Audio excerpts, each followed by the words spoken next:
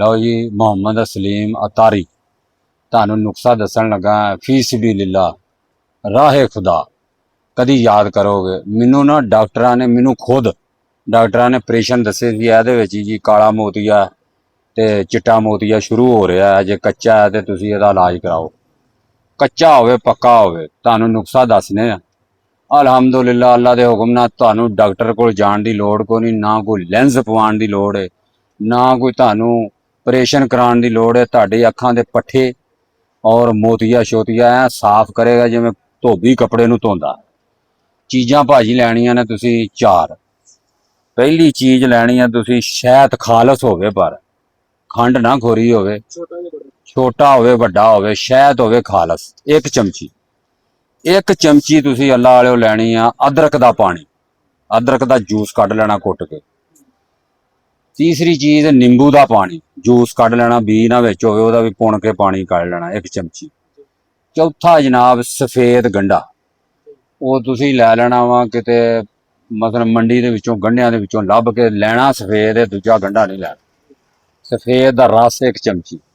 ये चारे चीज़ां नूं जनाब तुसी रला लो, ये खराब नहीं हुंदियां। रला के इन्हां नूं किसे ड्राफ दे विच पा लो ਜਾਂ कि सुरमेदानी दे विच चंगी दे विच ओहदे विच पा के पहली सलाई जिदन पाण लगनी आ उदन दरूदे पाक पढ़ के सज्जी अख च सज्जे हत्थ ना ते खब्बे हत्थ दे विच फिर दरूद पढ़ना, फिर दूजी सलाई पूंझ के फिर विच पानी आ।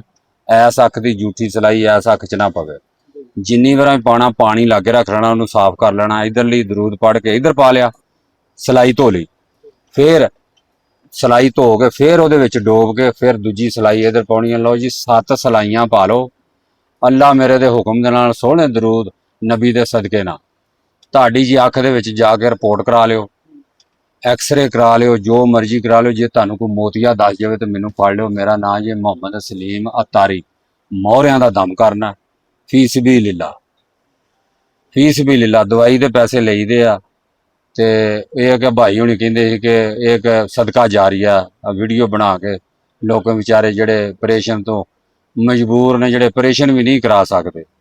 बहरहाल ना मेरा तजर्बा जे जिंदगी दे विच अमानी करानी गल डिया जे करन, ऑपरेशन ना करायो। ऑपरेशन दे नाल जदों कोई बीबी रोण लग पैंदी, कोई सदमा आया, कोई टेंशन आई, रोण लग पई, ओह लेंस जिहड़े खराब हो जांदे, अखां रहिंदियां भी खराब हो जाणगियां। ऐ तुसीं इस्तेमाल करो। मैं बड़ियां मरीजां नूं दित्ता और खुद इस्तेमाल किया, अलहमदुलिल्लाह 100% रिजल्ट जे।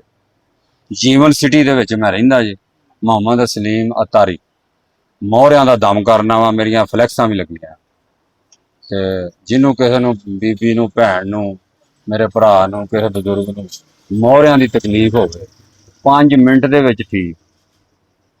अल्लाह मेरे दे हुक्म। लो जी।